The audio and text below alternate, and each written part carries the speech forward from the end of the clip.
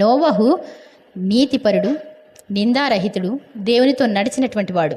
కాబట్టి దేవుడు ఈ తరము వారిలో చూస్తే నీవే నిందారహితుడిగా ఉన్నావు కాబట్టి వాడిలో ప్రవేశించండి.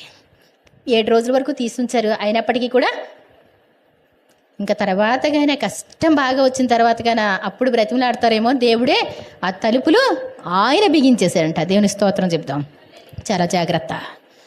మనకి ఇవ్వబడినటువంటి రక్షణ నిర్లక్ష్యం చేస్తే, ఇంత గొప్ప రక్షణ నిర్లక్ష్యం చేసిన వాళ్ళు ఎలాగూ తప్పించుకుంటాం. చాలా జాగ్రత్త. మొదట ఆయన రాజ్యాన్ని, ఆయన నీతిని వెతకాలి. మొదట దేవుని పని జరిగించిన తరువాత మన జీవనోపాధి. అంతేనండి? అంతేనా కదా? మొదట ఏం చేయాలి మనం? మొదట ప్రార్థన, ఆ తర్వాత తిండి. మొదట ప్రార్థనా జీవితం, ఆ తర్వాత జీవనోపాధులు. మనం ఈ లోకంలో దేనికోసం బ్రతుకుతున్నాం అంటే దేవుని కోసం బ్రతుకుతున్నాం. దేవునికి అడ్డుగా వచ్చేది ఏది కూడా మన జీవితంలో అది ఉండడం మంచిది కాదు. గుర్తుపెట్టుకో.